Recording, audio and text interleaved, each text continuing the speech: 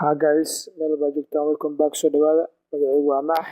Videoan waxaan uga hadli doonaa cryptocurrency-ga, sidoo kale waxaa qaasata investment oo maalgelin wax badan oo la xiriira inaad online lacag ka sameyso, iyo sidoo kale fursadaha markaas inaan kula wadaago haddaad jeceshahay oo igu soo kordha. Ha moogaane inaad la soo xiriirto barteeda Facebook haddaad si gooni ah u dooneyso cryptocurrency Facebookan Max iyo Fujar.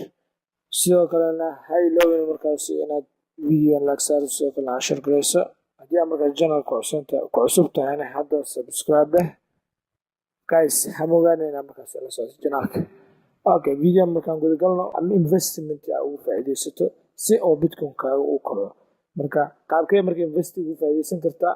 Waxaa ugu faa'iideysan kartaa inaad markaasi kambaniyada mining sameeya oo hadda ku mid yahay Expert Asset. waa company legit ah waaye, kaasoo aniga aan lacag ka sameeyey, asxaabta markaas tiimkayga la dhisanay lacag ka sameeyeen, oo aad daro dhow aan Facebookkayga la wadaagay. Guys, waxaa ka mid ah dadka markaas ka faa'iiday oo tiimkayga ka tirsan waa saaxiibkayga hadda ujeedaan Cabdalla Bara oo hadda jooga from UK. wuxuu dhigtay Expert Asset $1,000 ayuu dhigtay.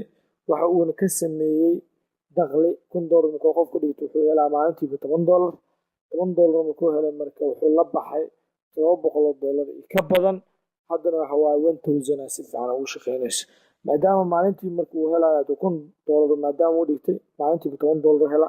5 maalmood marka waxaa helaysaa 5 times 10 waa $50.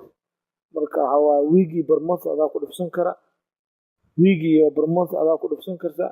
Guys, marka waxa waaye he is investing 1,000 withdrawal $700 oo mudan, still waxa uu shaqeynaysa $1,000 working beautiful passive income. waa join oo kusoo biirta kartaa Expert Asset waa kambaniyada idin la shirkaleynaya. waa kana ida proven ah $1,000 oo dhigtay, wuxuuna ka sameeyey withdrawal $77. waxa waaye modern uu sameeyey $77 ayuu ka sameeyey modern oo withdrawal uu la baxay. marka guys, waxa waaye waa passive income aad u wanaagsan oo sidoo kale anigu dakhli aan ka sameeyey, asxaabteyda qaar ka mid ay ka sameeyeen. marka ha moogaanin oo ka mid yahay dadka markaasi passive income-da markaasi dakhliga joogtada ah ka sameeyey.